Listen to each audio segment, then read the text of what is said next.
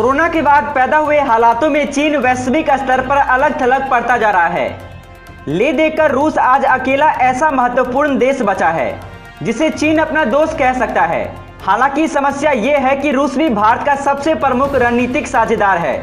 चीन के साथ जारी विवाद के समय रूस खुलकर भारत के समर्थन में आया है, जिसके कारण चीनी सोशल मीडिया में रूस के खिलाफ बातें लिखी जा रही है। ऐसे समय में चीन के सरकारी अखबार ग्लोबल टाइम्स के मुख्य संपादक हु सीजिन ने रूस चीन की दोस्ती पर एक लेख लिखा है, जिसमें इशारों ही इशारों में उन्होंने रूस को धमकी जारी की है। बड़ा सवाल यह है कि आज के समय क्या चीन रूस के साथ दुश्मनी मोल लेने की स्थिति में है। हु सीजिन ने बड़े ही सधे हुए शब्दों में इस लेख को लिखा है, जिसके माध्यम से न सिर्फ उन्होंने रूस चीन की दोस्ती को दोनों देशों के लिए बड़ा महत्वपूर्ण बताया है, बल्कि इशारों ही इशारों में रूस को धमकी भी दे दी है। अगर ऐसे वक्त में चीन ने रूस को अपना विरोधी बना लिया तो रूस बड़ी मुश्किलों में घिर जाएगा।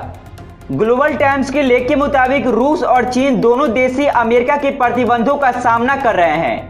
ऐसे में दोनों देशों को एक दूसरे के नजदीक ही रहना होगा। साथ ही रूस चीन के अच्छे रिश्तों का सबसे बड़ा फायदा रूस को ही हो रहा है। इन पंक्तियों से जाहिर है कि अगर आज के हालातों में चीन भी रूस के खिलाफ खड़ा होता है तो रूस के लिए मुश्किलें बढ़ना तय है। इस लेख में यह भी बताया गया है कि रूस द्वारा भारत की सहायता करने के कारण बड़े पैमाने पर चीन के लोग रूस से नाखुश हैं। आमतौर पर अपने लोगों के जज्बात चीनी कम्युनिस्ट पार्टी के लिए कोई महत्व नहीं रखते हैं, लेकिन इस बात को प्रकाशित कर चीनी मीडिया ने रूसी सरकार को यह संकेत दिया है कि भारत के साथ उनका नजदीकी चीन रूस के संबंधों में खटास पैदा कर सकती है। चीनी लोगों और चीनी मीडिया का गुस्सा होना बनता भी है। भारत चीन विवाद के दौरान रूस ने चीन के साथ साथ पाकिस्तान को भी झटका देने का काम किया है। पहले तो रूस ने चीन को S-400 की सप्लाई देने से साफ मना कर दिया। उसके बाद भी रूस का पेट नहीं भरा तो रूस ने भारत को साफ कर दिया कि वह चाइना के साथ ही पाकिस्तान को एक भी हथियार नहीं बेचेगा।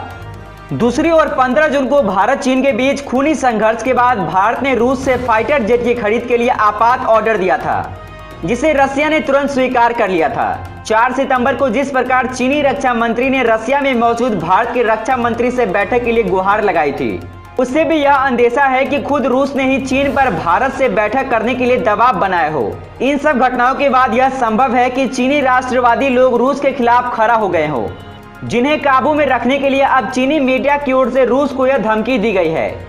हालांकि चाइना को यह समझ लेना चाहिए कि रूस के साथ पंगा मोल लेकर वह अंतर्राष्ट्रीय स्तर पर अपने आप को अलग थलग करने का काम करेगा।